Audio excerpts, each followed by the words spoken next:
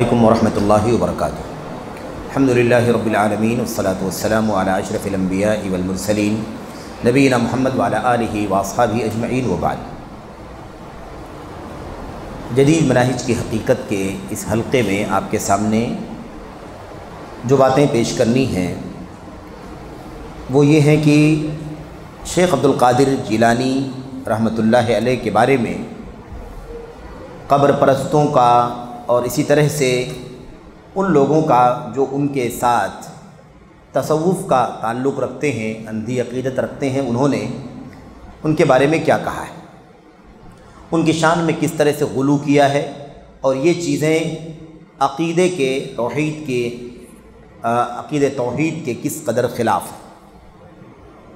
دیکھیے، نمبر 1، ان کے بارے میں قبر پرست حضرات عمومی طور پر، ایسے ہی بریلوی اور دیوبندی حضرات خصوصیت کے ساتھ یہ عقیدہ رکھتے ہیں کہ شیخ عبد القادر جیلانی غوث ہیں، غوث اعظم ہیں، غوث الثقلین ہیں، غوث الاقطاب ہیں، غوث الکونین ہیں اور غوث ربانی ہیں۔ اتنے سارے الفاظ شیخ عبد القادر جیلانی کے بارے میں یہ لوگ بولتے ہیں۔ غوث کے معنی مددگار کے ہیں، غوث کے معنی مددگار کے ہیں۔ تو مددگار، سب سے بڑا مددگار، انسانوں اور جنوں کا مددگار، قطبوں کا مددگار، دنیا اور آخرت کا مددگار، اور ایسے ہی ربانی، غوث ربانی، یہ سارے الفاظ استعمال کیے جاتے ہیں۔ اور ہم سمجھ سکتے ہیں کہ یہ جو عقیدہ ہے، یہ جو نام ان کے رکھے جاتے ہیں، یہ سارے نام جو ہیں یہ اللہ تعالیٰ کی کتاب اور نبی کی سنت کے سراسر خلاف۔ ظاہر سی بات ہے کہ یہ القاب، یہ نام جو ان کو دیے جاتے ہیں، یہ القاب، یہ نام اللہ تبارک و تعالیٰ کے لیے لائق و زیبا ہے۔ یہ مقام اللہ تبارک و تعالیٰ کے سوا کسی اور کا نہیں ہو سکتا۔ پوری کائنات کے مدد کرنے والے ہے نا، انسانوں اور جنوں کے مددگار، بھلا کون ہے اللہ تبارک و تعالیٰ کے سوا جو زمین و آسمان، دنیا اور آخرت میں مددگار ہو؟ کون ہے جو انسانوں اور جنوں کا مددگار ہو؟ یہ ساری باتیں ایسی ہیں جو سراسر مبالغے پر اور بدعقیدگی پر مبنی ہیں۔ نمبر 2، دوسرا جو عقیدہ، نمبر 2، عبد القادر جیلانی مردہ پرندوں اور کھائی ہوئی مرغیوں کو زندہ کر دیا کرتے تھے۔ بتائیے، سمجھ میں آتا ہے؟ عقیدت میں آدمی کہہ سکتا ہے، لیکن عملی طور پر کچھ سمجھ میں آتا ہے کسی کو؟ یعنی ایسی طاقت جس کے پاس ہو، وہ کیسے بندہ رہ سکتا ہے، کیسے مخلوق ہو سکتا ہے؟ تو پرندے جو مر جائیں اور ایسے مرغیاں جنہیں کھا لیا گیا، ہڈیاں الگ ہو گئی ہوں، ان کو وہ کیا کرتے تھے؟ زندہ کر دیا کرتے تھے۔ کھائی ہوئی ہڈیوں کو حکم دیتے تھے، وہ تو زندہ ہو کر پھر مکمل مرغی بن جاتی تھی۔ اسی طرح انہیں پکار کر کہتے تھے، اے میرے غوث، تو ہی زندہ کرنے والا اور تو ہی موت دینے والا ہے۔ عبد القادر جیلانی کے ماننے والے کیا کہتے تھے ان کو؟ اے میرے غوث، تو ہی پیدا کرنے والا ہے، تو ہی زندہ کرنے والا ہے، تو ہی موت دینے والا ہے۔ میرے بھائیوں، ہم لوگ پڑھتے ہیں اللہ تعالیٰ کی شان میں یحیی و یمیت، یحیی و یمیت، اللہ تبارک و تعالیٰ ہی زندہ کرتا ہے، اللہ تبارک و تعالیٰ ہی موت دیتا ہے۔ یہ درجہ کس کو دیا جا رہا ہے؟ عبد القادر جیلانی کو، بلا تعلیق، کیونکہ تعلیق میں بہت ٹائم جاتا ہے اور یہ سب چیزیں بہت ہی مشہور ہیں۔ تیسری بات، کن یعنی ہو جا، اور لا تکن یعنی مت ہو، نہ ہو۔ عربی میں کن کے معنی ہو جا، اور لا تکن کا مطلب مت ہو، نہ ہو کا مقام رسول اللہ صلی اللہ علیہ وسلم کو حاصل ہوا، پھر آپ صلی اللہ علیہ وسلم سے عبد القادر جیلانی کو حاصل ہوا۔ دونوں غلط، دونوں باتیں کیا ہیں؟ غلط۔ انما امرہ ان یقول لہ، انما امرہ اذا اراد شیئا ان یقول لہ کن فیکون۔ یہ اللہ تبارک و تعالیٰ کا معاملہ ہے کہ جب وہ کوئی کام کرنا چاہتا ہے تو کہتا ہے ہو جا، اور وہ کام ہو جاتا ہے۔ اللہ کی شان۔ کون سی دلیل ہے جس سے معلوم پڑتا ہے کہ یہ مقام نبی کریم صلی اللہ علیہ وسلم کو حاصل تھا؟ تو یہ پہلے تو یہ جڑ غلط ہے کہ یہ مقام اللہ کے نبی کو تھا اور اللہ کے نبی سے عبد القادر جیلانی کو آیا، لیکن عبد القادر جیلانی کو آیا یہ منوانے کے لیے یہ بیچ والی بات تو لانی ضروری ہے۔ یہ طریقہ ہے کہ اللہ کے نبی سے بہت گہرا تعلق تھا، اللہ کے نبی سے ملا، پھر اللہ کے نبی کو ملنے کے بعد پھر عبدالقادر جیلانی کو ملا۔ نمبر 4، عبدالقادر جیلانی پوری دنیا میں تصرف کرتے ہیں۔ آپ بتائیے تو اللہ تبارک و تعالیٰ کیا کرتا ہے؟ اللہ تبارک و تعالیٰ کی شان، اللہ تبارک و تعالیٰ کا مقام، اس کی عظمت، زمین آسمان کے بیچ کی ساری مخلوقات ہے کہ نہیں؟ ما فی السماوات وما فی الارض کس کا ہے؟ وما بینہما، زمین و آسمان کے بیچ میں کس کا تصرف چلتا ہے؟ اللہ تبارک و تعالیٰ کا مقام عبدالقادر جیلانی کو دیا گیا، انہیں اس کی اجازت اور مکمل اختیار ہے۔ مسئلہ یہ کہ اللہ تبارک و تعالیٰ کو دینا ہو تو دلیل دیکھا جائے، اجازت دی ہے کہ نہیں دی ہے۔ جب ہم کو آپ کو اگر کسی کو اختیار دینا ہے، جائز قرار دینا ہے، تو کسی کو بھی جائز قرار دیا جا سکتا ہے۔ یہ الفاظ دیکھیں، انہیں اجازت اور مکمل اختیار ہے اور وہ دنیا کو چلانے والے ہیں۔ یہ عقیدہ ہے ان کے چاہنے والوں کا، قبر پرستوں کا، ہے نا، صوفیوں کا، یہ عقیدہ ان کے بارے میں ہے۔ نمبر 5، غوث الثقلین اور غیث الکونین۔ غوث اور غیث کیا فرق ہے دونوں میں؟ غوث کے معنی مدد کے ہوتے ہیں، واوی، اور یائی غیث کے معنی بارش کے ہوتے ہیں۔ غیث کے معنی بارش اور غوث کے معنی مدد کے۔ تو غوث الثقلین اور غیث الکونین کو سلام کیے بغیر سورج کے لیے طلوع ہونا ممکن نہیں۔ اب شیخ عبدالقادر جیلانی کہاں ہے اور اب سورج کس سے اجازت لیتا ہے کہ نہیں؟ سلام کیے بغیر سورج کے لیے طلوع ہونا ممکن نہیں۔ اللہ کے نبی علیہ السلام نے فرمایا تھا صحابہ سے کہ سورج جب ڈوب جاتا ہے، اتدرون، ساتھیو کیا تم جانتے ہو کہ این تذہب، کہاں جاتا ہے؟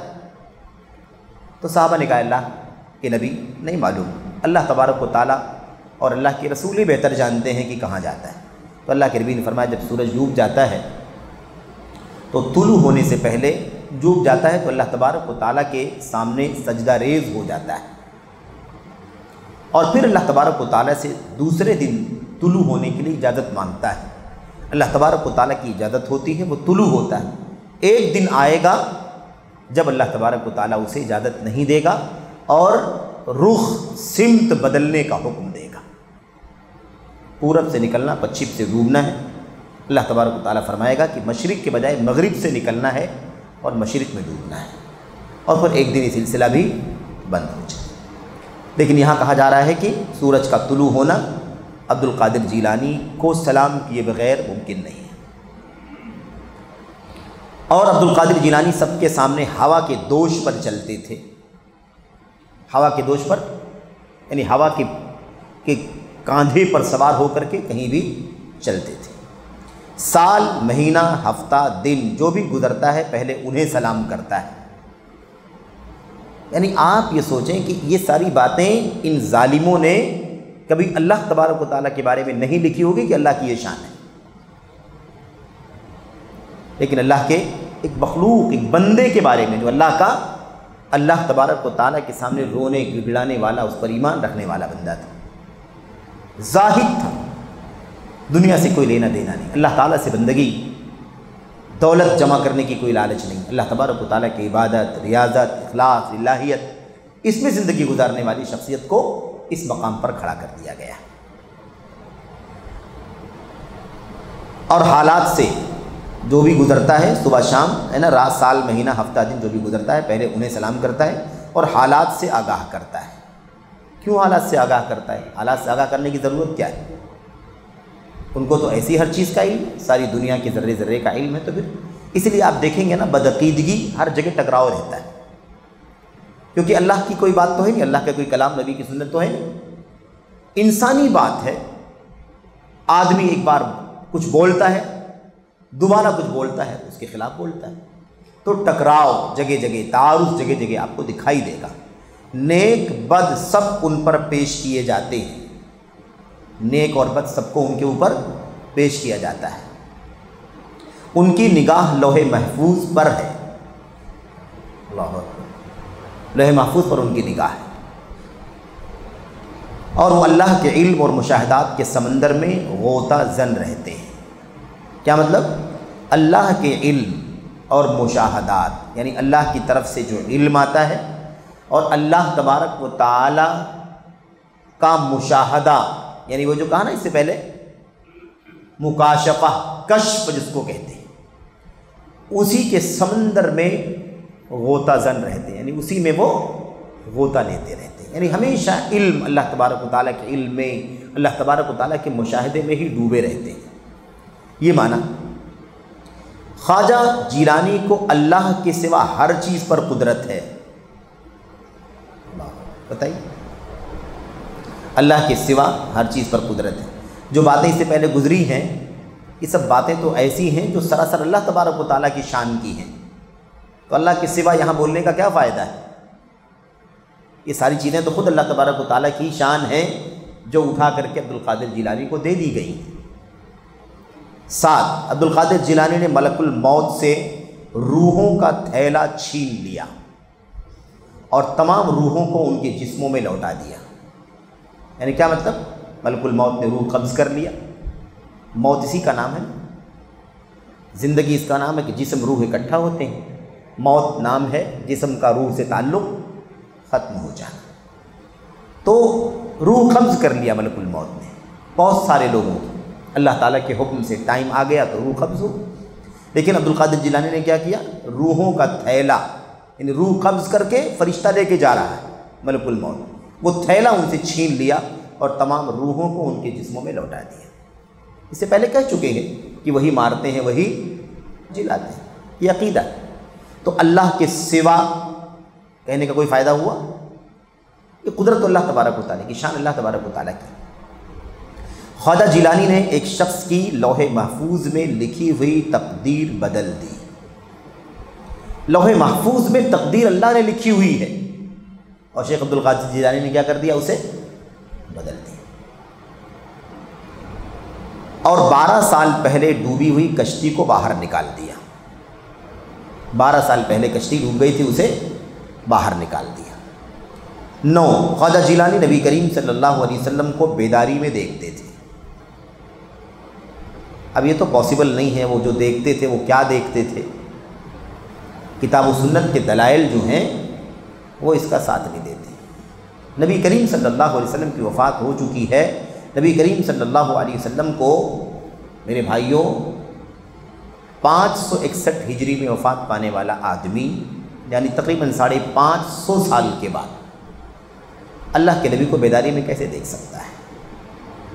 سمجھ رہے ہیں؟ نمبر 10، ابن حجر حیتمی۔ ابن حجر حیتمی دوسرے ہیں، ابن حجر دو مشہور ہیں نا، ایک تو یہ ہے اور ابن حجر الاسقلانی مصری شافعی چوٹی کے امام بخاری کے شارح ہے نا، ابن حجر، ان کی وفات 852 میں ہوئی ہے اور یہ جو ہیں یہ 974 کے ہیں، تقریباً 60-70 سال 80 سال کا فاصلہ ہے۔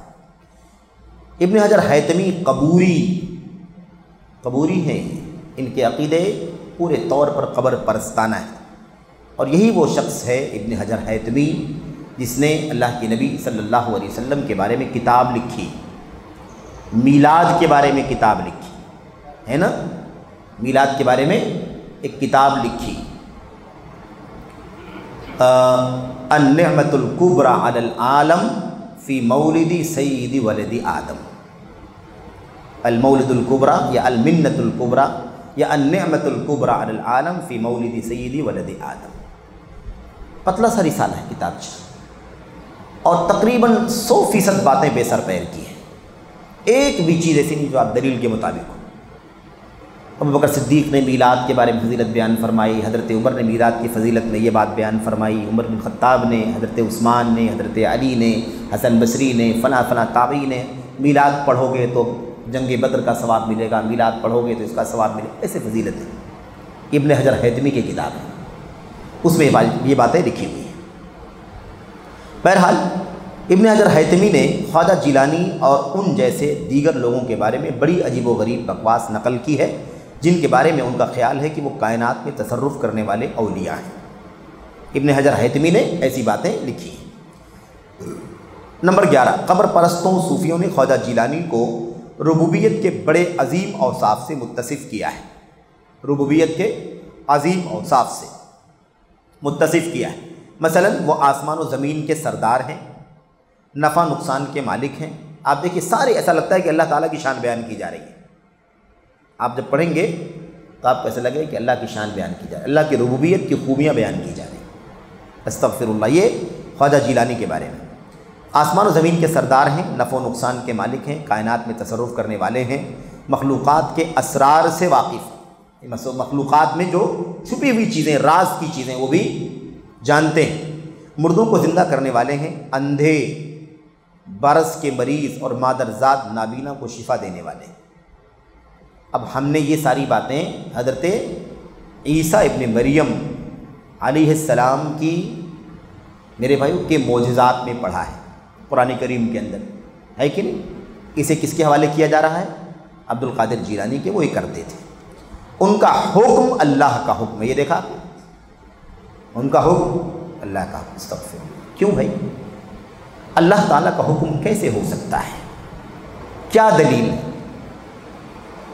صرف عقیدت، جذبات، تصوف کی سوچ، اللہ کے نبی صلی اللہ علیہ وسلم کے سوا کسی کے بارے میں نہیں کہا جا سکتا کہ ان کی بات اللہ کی بات ہے، ان کا حکم اللہ کا حکم ہے۔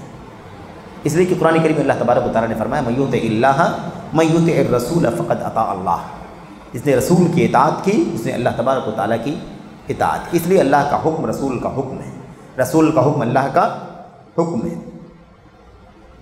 اچھا، وہ گناہوں کو مٹانے والے ہیں، یہ ساری خوبیاں اللہ تبارک و تعالیٰ کی ہیں کہ نہیں؟ غافر الذنب قابل التوب شدید العقاب ذی الطول لا الہ الا اللہ، اللہ بخشنے والا ہے، اللہ مغفرت کرنے والا ہے وغیرہ۔ تو گناہوں کو مٹانے والے، مصیبت ٹالنے والے ہیں، مصیبت ٹالنے والے ہیں۔ امن یجیب المضطر اذا دعاہ ویکشف السوء، کون ہے جب پریشان حال پکارے تو اس کی مصیبت کو ٹال دے؟ اللہ کے سوا ہے کوئی؟ کیا کہا جا رہا ہے یہاں پر میرے بھائیوں؟ مصیبت ٹالنے والے، پس تو بلند کرنے والے ہیں۔ اللہ کے نبی نے فرمایا یخفض و یرفع، اللہ تبارک و تعالیٰ ہی پست کرتا ہے، بلند کرتا ہے۔ اور کہتے ہیں اے ثقلین کے مالک، ثقلین جانتے ہیں نا؟ سنفرغ لکم ایھا الثقلان، ثقلان جن اور انس کو کہا جاتا ہے، جنات اور انسان، یہ دو مخلوق جن سے اللہ تبارک و تعالیٰ محاسبہ کرے گا، پوچھے گا، قیامت کے دن حساب و کتاب دونوں سے ہوگا۔ تو جنوں اور جنات اور انسان کو ثقلین کہا جاتا ہے۔ کیا کہا؟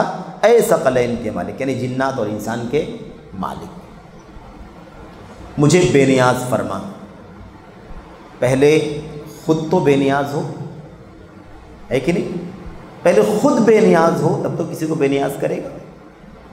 میرے بھائیوں، ایک آدمی خود نیاز مند ہے، اللہ تبارک و تعالیٰ کے در کا بھکاری ہے، بھلا وہ دوسرے کو بے نیاز کیسے کر سکتا ہے؟ میری حاجت پوری کر کے اور میری مصیبت دور کر کے میری مدد کر۔ اللہ تبارک و تعالیٰ کے سوا کسی اور سے ہم کہہ سکتے ہیں یہ بات؟ اللہ کے سوا کسی اور سے یہ جملے نہیں استعمال کیے جا سکتے۔ اسی طرح کہتے ہیں اے حضرت غوث سمدانی، اس پہ دیکھیں کیسا شرک چھپا ہوا ہے، یعنی غوث کے علاوہ صمد کا لفظ بھی عبد القادر جیلانی کے لیے استعمال کیا جا رہا ہے۔ صمد کے معنی کیا ہوتے ہیں؟ بے نیاز، یعنی صمد ایسی بے نیازی کو کہا جاتا ہے جسے کسی کی ضرورت نہ ہو اور سب کو اس کی ضرورت ہو۔ اللہ الصمد جو ہے نا، الصمد، الصمد کا معنی کیا ہے؟ ایسا بادشاہ، ایسا سردار، ایسا رئیس، ایسا آقا جو کسی کا بھی محتاج نہ ہو اور ساری دنیا اس کی محتاج ہو۔ یہ لفظ اسی لیے کہتے ہیں نا، صمد کا لفظ کہیں بھی کسی مخلوق کے لیے استعمال نہیں ہو سکتا، ابدیت کے اضافے کے بغیر استعمال نہیں ہو سکتا۔ ابدیت لگانی صمد کا بندہ، لیکن صمدیت کسی اور کے لیے اللہ کے سوا استعمال نہیں ہو سکتی۔ لیکن یہاں پر صمدانی کیوں کہا؟ یہ عقیدہ چھپا ہوا ہے، کیونکہ بے نیاز ہیں، غریبوں کو دینے والے، یہ کرنے والے، وہ کرنے والے، ہے نا، سارے لوگوں کی ضرورتوں کو پوری کرنے والے، مصیبت دور کرنے والے، بیماری دور کرنے والے، سارا عقیدہ بنا ہوا ہے۔ اس لیے غوث سمدانی کہا، یعنی ایسے مددگار جس کو کسی کی ضرورت نہیں. استغفر اللہ. یہ اللہ تبارک و تعالیٰ کی شان ہے. تیرا بندہ اور تیرا مرید مظلوم، عاجز اور دین دنیا اور آخرت کے تمام امور میں تیرا محتاج ہے. بتائیے اگر یہ شرک نہیں ہے تو پھر روئے زمین پر شرک ہے ہی نہیں، ہے کہ نہیں؟ یہ عقیدہ عبد القادر جیلانی کے بارے میں لوگوں نے بنا رکھا ہے. بہرحال اس کے بعد خیر یہ چند باتیں ہیں خلاصے کے طور پر. اب ہمارے سامنے دونوں پہلو آ گئے نا. ایک تو شیخ عبد القادر جیلانی کی اپنی شخصیت، ان کا ایمان، عقیدہ، ان کی حیثیت، حقیقت جو مطلب مستند دلائل اور ان کی کتابوں سے ہمارے سامنے آتی ہے. ایک پہلو تو وہ ہو گیا جس میں کوئی بھی اس طرح کی بدعقیدگی، شرک کا کوئی شائبہ تک نہیں پایا جاتا ہے. عبادات کے مسئلے میں کچھ غلطیاں ان سے ہوئی ہیں، کچھ بدعات ان سے سرزد ہوئی ہیں، اس کا اشارہ کیا گیا، بتایا گیا، لیکن کوئی اس طرح کا عقیدہ شرکیت سراسر ربوبیت کا عقیدہ لے لیا گیا، الوہیت کا عقیدہ لے لیا گیا، اسماء و صفات کا عقیدہ لے لیا گیا، ساری خوبیاں اللہ تبارک و تعالیٰ کی عبد القادر جیلانی کو دے دی گئی. تو یہ دونوں پہلو واضح ہو گئے کہ حقیقت یہ ہے اور صوفیت کے عقیدے میں انہیں اس طرح سے مانا اور سمجھا جاتا ہے. خواجہ جیلانی اور ان کے علاوہ دیگر لوگوں کے بارے میں قبر پرستوں اور صوفیوں کی کفریات اور بکواس بے شمار ہیں. ان کی کتابیں اس قسم کی مثالوں سے بھری ہوئی ہیں. خیر یہ اختصار کے ساتھ چند باتیں آپ کے سامنے رکھی گئی. اس کا خلاصہ یہ کہاں سے لیا گیا ہے؟ آپ کے سامنے کتابوں کے نام وغیرہ لکھی ہوئی ہیں، خاص طور پر جہود علماء الحنفیہ فی ابطال عقائد القبوریہ، اور اس کے علاوہ اور بھی کچھ حوالے موجود ہیں جس کو آج لوگ آسانی کے ساتھ ویب سائٹ پر سرچ کر کے بھی دیکھ سکتے ہیں. اس لیے جدید حوالے بھی دیے گئے ہیں تاکہ آسانی سے وہاں تک آدمی پہنچ سکے. یہاں پر ایک چھوٹی سی بات اور بھی ہم کر لیں، اس کے بعد بات ختم کریں. بات چونکہ شروع کہاں سے ہوئی ہے اور چل بھی رہی ہے وہی بات. یاد رکھیں کہ ہم صوفیت کے موضوع پر بات نہیں کر رہے ہیں، یہ تو ضمناً گفتگو آئی ہے. بات چل رہی ہے جماعت تبلیغ کے لوگوں کے عقائد کے سلسلے میں بات چل رہی ہے، اور اس میں یہ بات آئی ہے کہ ان کے علماء نے یہ بات کہی ہے کہ ہم عقیدے میں اشعری ماتریدی ہیں، فقہ میں امام ابو حنیفہ رحمۃ اللہ علیہ کے مسلک پر ہیں، اور تصوف کے چاروں سلسلوں سے ہم جڑے ہوئے ہیں.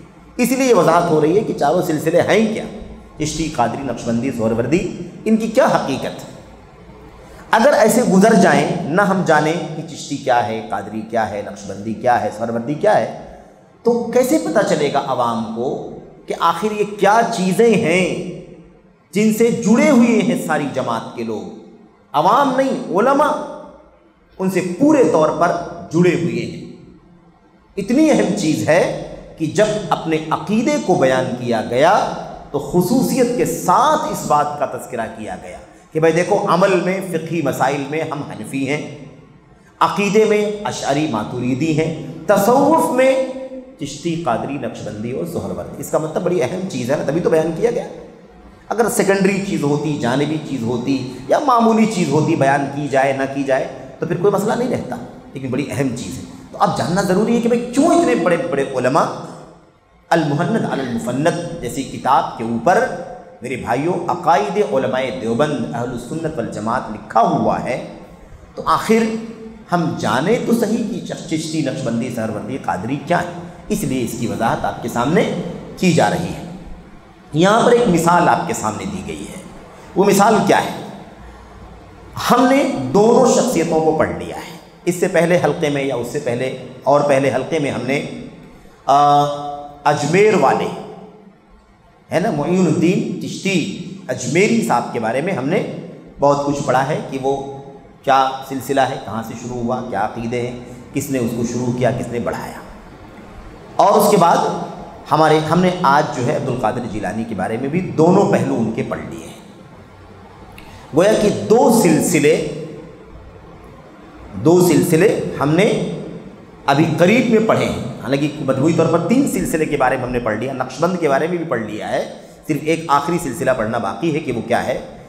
ان دونوں سلسلوں یعنی چشتی اور ایسے ہی یہ آج جو ہم نے پڑھا قادری، ان دونوں شخصیتوں کو ہم نے ابھی تازہ پڑھا ہے. ان دونوں کے بارے میں چونکہ بات جماعت تبلیغ کے بارے میں چل رہی ہے، اس لیے آئیے ایک مثال یہاں پر دی گئی ہے اس سے یہ اور زیادہ واضح ہو جائے گا، صرف نسبت نہیں کہ ہم سلسلے تصوف کے چاروں سے جڑے ہوئے ہیں، صرف ایسی بات نہیں ہے، اندر دیکھیں کیسے جڑے ہوئے ہیں اور بڑے علماء کا عقیدہ کیسا تھا اور وہ عبدالقادر جیلانی کو کیا سمجھتے تھے۔ کوئی کہہ سکتا ہے کہ یہ سب جو باتیں عقیدے آپ بیان کر رہے ہیں ہوگا کسی کا، کچھ لوگ ہوں گے اس طرح کے عقیدے رکھنے والے، لیکن بڑے علماء، بڑے ذمہ داران یا جو جماعت کے ستون مانے جاتے ہیں یا جن کو بنیاد سمجھا جاتا ہے، وہ اس طرح کے عقیدے نہیں رکھتے ہوں گے۔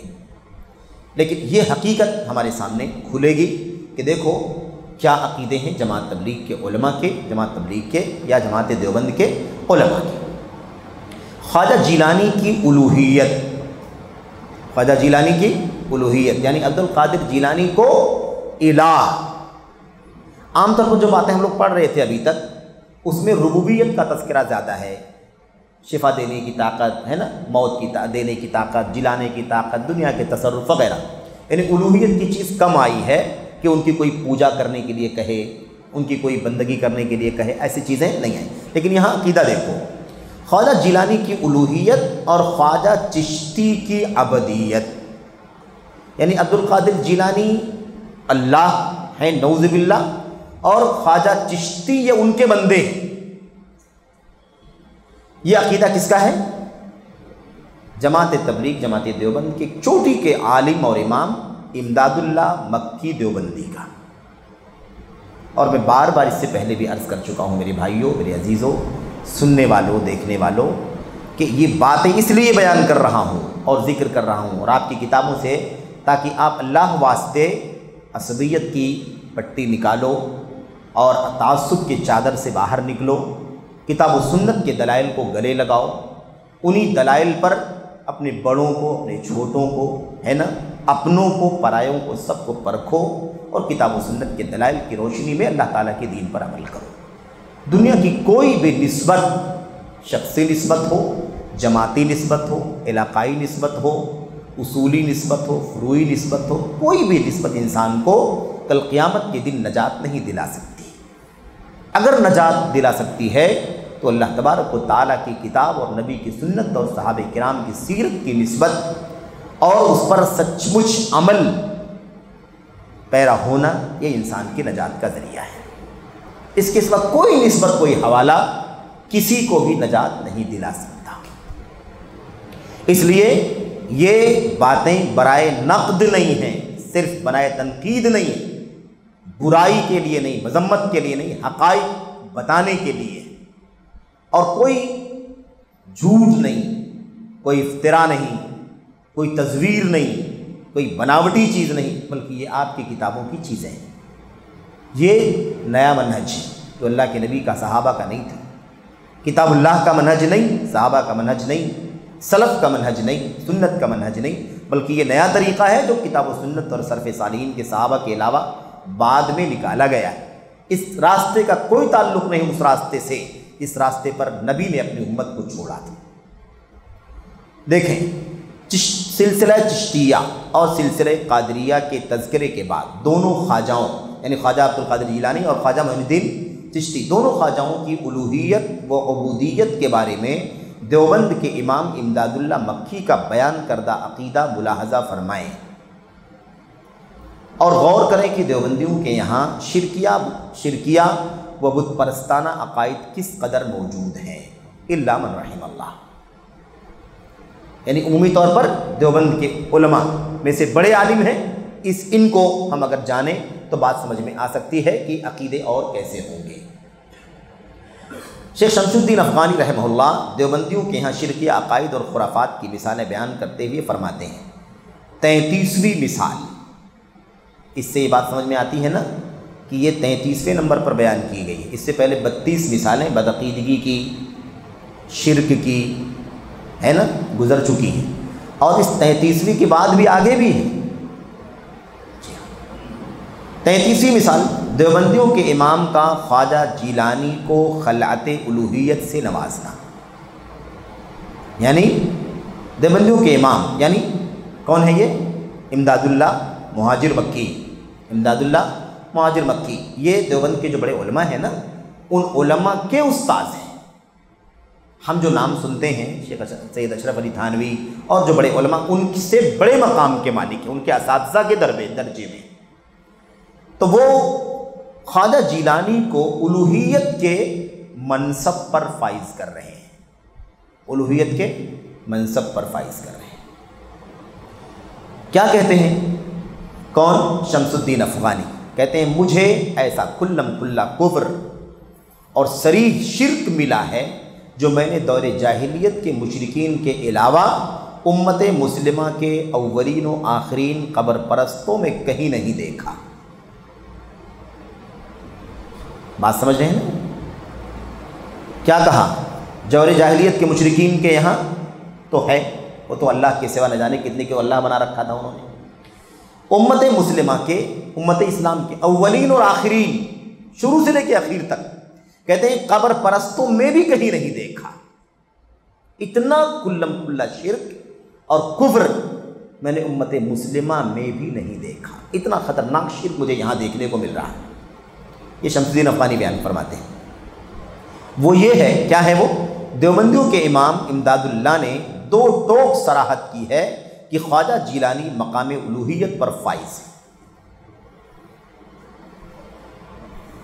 کوئی کہتا ہے نا کہ لوگ جو ہے نا مسلکوں کے خلاف باتیں کرتے ہیں، مسلم جماعتوں کے خلاف باتیں کرتے ہیں، آپس میں جو مسلم تنظیمیں ان کے خلاف باتیں کرتے ہیں، یہ سب باتیں کر کے امت میں انتشار پیدا کرنے کی کوشش کرتے ہیں۔ یہ بتاؤ میرے بھائیوں ٹھنڈے دل سے سوچ کر کے کہ کیا شرک کی مذمت کرنے سے انتشار ہوتا ہے؟ کیا اللہ کی توحید کے خلاف بغاوت جو چل رہی ہے اس کے خلاف زبان کھولنا، قلم اٹھانا، کیا یہ انتشار کی چیز ہے؟ اگر یہ انتشار ہے تو انبیاء علیہ الصلوۃ والسلام یہی مشن لے کر کے آئے تھے۔ میرے بھائیوں انتشار نہیں ہے، یہ اتحاد کی راہ دکھانا ہے۔ جب تک امت میں شرک ہے دنیا کی ساری تھیوریاں فیل ہو جائیں گی اتحاد کے نام پر۔ شرک کے ہوتے ہوئے اتحاد ہو ہی نہیں سکتا۔ اتحاد کے لیے توحید ضروری، خالص توحید، کھری توحید، نکھری ہوئی توحید، کسی بھی طرح کی آمیزش سے، ملاوٹ سے، خلط ملط سے بالکل پاک اور پیور توحید جب تک امت میں نہیں ہوگی تب تک اتحاد نہیں آ سکتا۔ اتحاد کی جڑ ہی یہی ہے کہ ساری دنیا اپنے سروں کو جس در پر جھکاتی ہے وہاں سے ہٹا کر کے صرف ایک اللہ کے در پر جھکانے والی بن جائے۔ اس سے بغیر اتحاد کہاں سے آ سکتا ہے؟ اس کے بعد اتحاد کی بات اگر کوئی کرتا ہے شرک کے ہوتے ہوئے، بدعقیدگی کے ہوتے ہوئے، ہے نا، چاہے وہ شرک فی توحید ہو یا شرک فی رسالت ہو، اس کے ہوتے ہوئے اگر کوئی اتحاد کی بات کرتا ہے تو صرف زبانی جمع خرچ کے سوا کچھ نہیں ہو سکتا، صرف ایک دعوے داری ہے۔ تقدس کے نام پر، محبت کے نام پر آدمی اتحاد کی بات کرتا ہے، اصولوں پر نہیں چلتا ہے، اس سے اتحاد نہیں ہو سکتا ہے۔ عمر ختم ہو سکتی ہے، صدیاں جا سکتی ہیں، قیامت آ سکتی ہے، لیکن اتحاد کبھی قائم بغیر توحید خالص کے، بغیر سنت صحیحہ کے اتحاد ممکن نہیں ہے۔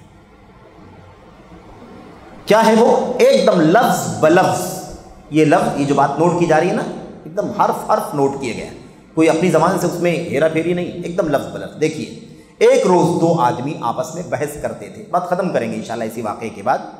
ایک روز دو آدمی آپس میں بحث کرتے تھے۔ ایک کہتا تھا کہ حضرت شیخ معین الدین چشتی رحمۃ اللہ علیہ حضرت غوث العالم قدس سرہ سے افضل ہے۔ خلاصہ کیا ہے؟ دو مرید آپس میں بحث کر رہے تھے۔ ایک اس میں سے کہہ رہا تھا کہ شیخ معین الدین چشتی جو ہیں یہ حضرت شیخ عبد القادر جیلانی سے کیا ہے؟ افضل ہے۔ کون افضل ہے؟ اجمیر والے بغداد والے سے افضل ہے۔ کنفیوژن نہیں ہونی چاہیے، کیا ہے واضح سمجھ میں ہے کہ کیا کہنا چاہتا تھا۔ ایک ساتھی کیا کہہ رہا تھا کہ شیخ معین الدین چشتی افضل ہیں، اور دوسرا حضرت غوث پاک کو شیخ پر فضیلت دیتا تھا۔ یعنی ایک کہتا تھا کہ معین الدین چشتی افضل ہیں غوث پاک سے، اور دوسرا کہتا تھا کہ غوث پاک افضل ہیں خواجہ معین الدین چشتی سے۔ میں نے کہا کہ ہم کو نہ چاہیے کہ بزرگوں کی ایک دوسرے پر فضیلت بیان کریں۔ کس نے کہا؟ امداد اللہ مکی صاحب نے کہا، جو دیوبندیوں کے بڑے عالم ہیں۔ یہ کہتے ہیں میں نے جب یہ دونوں بحث سنی دونوں کی، تو میں نے کہا کہ ہم کو نہ چاہیے کہ بزرگوں کی ایک دوسرے پر فضیلت بیان کریں۔ ہم لوگوں کو بزرگوں میں یہ نہیں کہنا چاہیے یہ افضل ہے، یہ اس سے افضل ہے، یہ ہمیں یہ سب بات نہیں کرنی چاہیے۔ اگرچہ اللہ تبارک و تعالیٰ فرماتا ہے فضلنا بعضهم علی بعض، کہ ہم نے ایک کو دوسرے پر فضیلت دی ہے، یعنی یہ تو ہے اللہ کے نظام میں کہ کوئی افضل ہے، کوئی مفضول ہے، کوئی درجے میں اونچا ہے، کوئی درجے میں نیچا، یہ تو ہے، لیکن اس کے باوجود بھی ہمیں بزرگوں کے معاملے میں یہ فلاں سے افضل ہے، یہ فلاں سے مفضول ہے، یہ بات ہمیں نہیں کرنا چاہیے۔ یہ کس نے کہا؟ امداد اللہ مہاجر مکی نے۔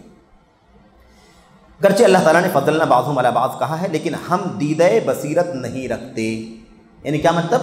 ہمارے پاس بصیرت کی نگاہ نہیں ہے، اتنی صلاحیت نہیں ہے، اتنا علم نہیں ہے، اس واسطے مناسب شان ہمارے نہیں ہے کہ ایسی جرأت کری۔ پرانی اردو ہے اصل میں، پرانا جو انداز تھا نا بولنے کا لکھنے کا، اسی انداز کا تھا۔ اب زبان بدلتی ہے، زمانے کے حساب سے ہے نا، انداز بدل جاتا ہے، تو کہتے ہیں اس واسطے مناسب شان ہمارے نہیں کہ ایسی جرأت کریں۔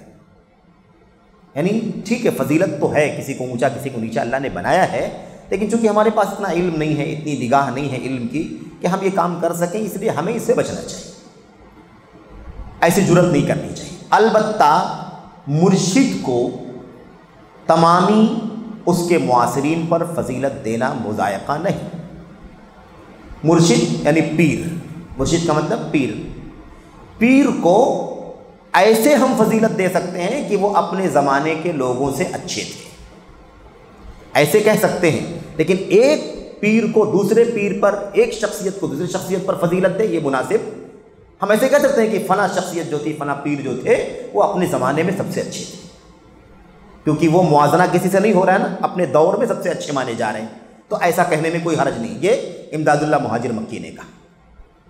کہتے ہیں کیونکہ ظاہر ہے کہ باپ کی محبت چچا سے زیادہ ہوتی ہے، باپ کی محبت چچا سے زیادہ ہوتی ہے، مطلب اس لیے کہ بھئی باپ تو باپ ہی ہے، چچا سے تو اونچا ہی ہے، اس لیے سارے وقت کے معاصر اس زمانے کے لوگوں میں وہ پیر افضل ہے، یہ کہنے میں کوئی حرج نہیں ہے۔ اس میں آدمی معذور ہے، یعنی ایسا کہنے میں کوئی حرج نہیں ہے، معذور یہ تو کہے گا ہی، کیونکہ باپ کا درجہ چاچا سے اونچا ہوتا ہے۔ اس شخص نے یعنی خواجہ جیلانی کو خواجہ چشتی پر فضیلت دینے والے شخص نے، پہلے والا آدمی کون سا آدمی ہے نا، کیا کہا؟ اس شخص نے، یعنی خواجہ جیلانی کو خواجہ چشتی پر فضیلت دینے والے شخص نے دلیل پیش کی، جو یہ کہتا تھا کہ عبد القادر جیلانی افضل ہیں اور خواجہ معین الدین چشتی ان سے درجے میں کم ہیں۔ اس نے دلیل پیش کی، مطلب کیوں وہ کہہ رہا ہے کہ خواجہ چشتی خواجہ بغدادی عبد القادر جیلانی افضل ہے، وہ کیوں کہہ رہا ہے؟ اس نے دلیل پیش کی کہ جس وقت حضرت غوث پاک نے قدمی علی رقاب اولیاء اللہ فرمایا، قدمی علی رقاب اولیاء اللہ، میرا قدم اللہ کے ولیوں کی گردن پر ہے۔ عبد القادر جیلانی نے کیا کہا تھا؟ میرا قدم اللہ کے ولیوں کی گردن پر ہے۔ جب یہ بات انہوں نے کہی تھی، اب یہ سب ہوا میں ہے، کب کہی تھی نہیں کہی تھی، کیا حقیقت ہے کوئی جانتا ہے، لیکن پورا واقعہ دیکھیں، دلیلیں کون سی دلیل بھائی، یہ ایک الگ دنیا ہے، الگ عقیدہ، الگ نظریہ، اسی کے اندر کی دلیلیں سب چل رہی ہیں۔ جب انہوں نے کہا تھا قدمی علی رقاب اولیاء اللہ، میرا پیر اولیاء اللہ کی گردنوں پر ہے، یہ فرمایا تھا عبد القادر جیلانی نے، تو حضرت معین الدین نے فرمایا تھا بل علی عینی، آپ کہہ رہے ہیں کہ میرا پیر اولیاء اللہ کے گردنوں پر ہے، میں کہتا ہوں کہ میری گردن پر نہیں بلکہ آپ کا پیر میری آنکھ پر ہے۔ دلیل سمجھ میں آ گئی کہ نہیں سمجھ میں آ گئی؟ یعنی انہوں نے کہا تھا کہ میرا پیر اولیاء کی گردنوں پر ہے، تو عبد القادر جیلانی کی اس بات کو سن کر کے چشتی صاحب نے کیا کہا تھا؟ گردن پر نہیں بلکہ میری آنکھوں پر ہے آپ کے دونوں پیر۔ کیا ثابت کرنا چاہتے ہیں؟ بتانا یہ چاہتا ہے کہ اگر عبد القادر جیلانی کا مقام اونچا نہ ہوتا تو معین الدین چشتی کیسے کہتے کہ آپ کا پیر میری آنکھوں پر ہے؟ یعنی آپ گردن پر کہتے ہیں، میں گردن نہیں، آپ کے پیروں کو اپنی آنکھوں پر برداشت کر رہا ہوں، اپنی آنکھوں پر رکھنے کے لیے تیار ہوں۔ تو عبد القادر جیلانی کا مقام چشتی کے مقام سے اونچا ہے کہ نہیں؟ یعنی چشتی نے عبد القادر جیلانی کے مقام کو اونچا سمجھا کہ نہیں سمجھا؟ کیونکہ ان کے پیروں کو اپنی آنکھوں پر رکھنے کے لیے وہ تیار ہے۔ اس لیے میں کہہ رہا ہوں، دلیل پیش کی، اس لیے میں کہہ رہا ہوں کہ عبد القادر جیلانی کا مقام معین الدین چشتی سے زیادہ اونچا ہے۔ اب آگے دیکھو، کہتے ہیں یہ ثبوت افضلیت حضرت غوث کا ہے۔ یہ ثبوت کس کا ہے بھائی؟ حضرت غوث کی افضلیت کا ثبوت ہے۔ یہ اس آدمی نے کہا، میں یعنی امداد اللہ مکی کیا کہتے ہیں، میں نے کہا اس سے تو فضیلت حضرت معین الدین صاحب کی حضرت غوث پر ثابت ہوتی ہے، نہ برخلاف اس کے۔ اردو ٹیڑھی ہے، ورنہ بہت آسان سی بات ہے، جیسے بات چیت ہم کرتے ہیں نا ویسی بات ہے، لیکن چونکہ زبان جو لکھی ہوئی وہ پڑھ دی جائے، کیونکہ آپ سب نشر ہو رہا ہے تو پتہ چلے کہ ہاں بھائی وہی عبارت ہم بیان کر رہے ہیں۔ اب امداد اللہ مکی صاحب نے اس دلیل پر ریمارک لگایا کہ تم ثابت کر رہے ہو کہ عبد القادر جیلانی افضل ہیں چشتی سے، میں یہ بولنا چاہتا ہوں کہ اس سے عبد القادر جیلانی کی افضلیت ثابت نہیں ہوتی ہے، بلکہ معین الدین چشتی کی افضلیت ثابت ہوتی ہے۔ کیسے؟ نہ برخلاف اس کے، یعنی اس کے برعکس نہیں، الٹا نہیں، جو تم کہہ رہے ہو وہ الٹا بول رہے ہو۔ یہاں فضیلت عبد القادر جیلانی کی نہیں بلکہ معین الدین چشتی کی ثابت ہو رہی ہے، کیونکہ معلوم ہوتا ہے کہ حضرت غوث اس وقت مرتبہ الوہیت میں تھے اور حضرت شیخ مرتبہ عبدیت میں۔ جب عبد القادر جیلانی نے یہ بات کہی تھی کہ میرا پیر اللہ کے اولیاء کی گردنوں پر ہے، اس وقت عبد القادر جیلانی الہ کے درجے میں تھے، الوہیت کے مقام پر تھے، اور خواجہ معین الدین چشتی یہ بندے کے مقام پر تھے۔ تو اللہ کا مقام بندے سے اونچا ہے کہ نہیں اونچا ہے؟ اور اگر اللہ کہے کہ میرا پیر سارے مخلوق کے، سارے بندوں کی گردنوں پر ہے، تو کون سی عیب کی بات ہے؟ تو بندہ تو کہے گا ہی نہیں کہ اے اللہ تیرا پیر میری گردن پہ کیوں رہے، میری آنکھ پر رہے برداشت۔ یعنی یہ ثابت کیا کہ خواجہ معین الدین چشتی بندے کے درجے میں تھے اور عبد القادر جیلانی یہ الوہیت کے مقام پر تھے۔ یہ دونوں جو مرید جھگڑ رہے تھے یہ تو کم سے کم معاف کرنے کے قابل ہیں، کیونکہ دونوں کو پیر سمجھ رہے تھے، ولی سمجھ رہے تھے، اللہ کا بندہ سمجھ رہے تھے، بزرگ سمجھ رہے تھے، جو بھی سمجھ رہے تھے، انہی دونوں میں افضلیت کر رہے تھے نا، یہ افضل ہے کہ یہ افضل ہے۔ کوئی بات نہیں، دونوں افضل ہو سکتے ہیں، کسی حیثیت سے یہ افضل ہیں اس سے، کسی حیثیت سے یہ افضل ہیں اس سے، اس میں کوئی بہت بڑا مسئلہ نہیں تھا۔ مسئلہ یہ ہے، امداد اللہ مہاجر مکی صاحب نے کہا کہ اس وقت حضرت عبد القادر جیلانی الوہیت کے مقام پر تھے اور خواجہ چشتی جو ہے وہ عبدیت یعنی بندے کے مقام پر تھے۔ کس کا عقیدہ ہے بھائی؟ علماء اہل سنت دیوبند کا عقیدہ۔ اب آپ بتائیے کہ یہ عقیدہ اگر نہ بتایا جائے، نہ سمجھایا جائے، تو کیسے لوگوں کو سمجھ میں آئے گا کہ ان کے بڑے علماء بھی بدعقیدگی کی راہ پر چل رہے ہیں؟ کوئی سمجھ میں آ سکتی ہے کسی کو یہ بات؟ اور یہ بات کہاں سے لی گئی ہے؟ دیکھیے، شمائم امدادیہ، یہ کتاب ہے ان کی، امداد اللہ مہاجر مکی کی شمائم امدادیہ، ترجمہ اردو نفحات مکیہ من معاصر امدادیہ، صفحہ سب لکھا ہوا، کہاں کہاں سے چھپا ہوا ہے سب، یہ اس کتاب کی عبارت ہے۔ اب آپ سوچئے کہ عبد القادر جیلانی کو یہ صرف جوہلا نہیں، لا علم لوگ نہیں، نادان لوگ نہیں اللہ کے مقام پر کھڑا کرتے ہیں، بلکہ میرے بھائیوں اتنی بڑی جماعت تبلیغ، جماعت دیوبند کے بہت بڑے عالم بھی اپنی کتاب میں لکھتے ہیں کہ مرتبہ الوہیت میں تھے عبد القادر جیلانی۔ کہاں تھے؟ حضرت غوث اس وقت مرتبہ الوہیت میں تھے اور حضرت شیخ مرتبہ عبدیت میں تھے۔ شرک ہے کہ نہیں شرک ہے؟ اس سے بڑی بدعقیدگی کیا ہو؟ اسی لیے شمس الدین افغانی رحمۃ اللہ علیہ نے کہا کہ میں نے ایسا شرک پایا ہے ان لوگوں کے یہاں، جو شرک مشرکین کے زمانے کے بعد اولین سے آخرین مسلمانوں میں جو قبر پرست ہیں ان کے یہاں بھی ایسا شرک نہیں پایا ہے۔ میرے بھائی، سراسر آدمی کہہ رہا ہے کیا کہ عبد القادر جیلانی مرتبہ الوہیت میں تھے۔ استغفر اللہ۔ بہرحال میرے بھائیوں، آگے میں کہتا ہوں، شمس الدین افغانی کہتے ہیں کہ میں کہتا ہوں اللہ سبحانہ و تعالیٰ کی ذات اس سے بلند و برتر ہے کہ کوئی اس کے ساتھ الوہیت اور غوثیت کے مقام پر فائز ہو۔ اللہ کی ذات اس سے بڑی کس کو دم ہے، کس کو ہمت ہے، کون اس لائق ہے کہ اللہ تعالیٰ کے میرے بھائی مرتبہ الوہیت پر غوثیت پر قائم۔ آگے کہتے ہیں میں یعنی شمس الدین افغانی کہتے ہیں میں کہتا ہوں میں نہیں سمجھتا تھا کہ دیوبندی حضرات اپنی قبر پرستانہ صوفی خرافات میں عبد القادر جیلانی کو صراحت کے ساتھ الوہیت کے مقام پر فائز کرنے کی حد تک پہنچ چکے ہیں۔ سمجھ رہے ہیں؟ کہتے مجھے نہیں یقین تھا، میں نہیں سوچتا تھا کہ اتنی حد تک پہنچ جائیں گے یہ کہ صراحت کے ساتھ، اور پوری جماعت کا ایک سب سے بڑے عالموں میں سے ایک بہت بڑا عالم کہتا ہے کہ وہ الوہیت کے مقام پر پہنچ چکے ہیں۔ یہ چند مثالیں محض سمندر سے قطرے یا اناج کے ڈھیر سے ایک دانے کی مثل ہیں، جنہیں میں نے یہ واضح کرنے کے لیے ذکر کیا ہے کہ دیوبندی حضرات قبر پرست ہیں الا من شاء اللہ منہم۔ اب کیا کسی کو ان کے قبر پرست ہونے میں کوئی شک ہو سکتا ہے؟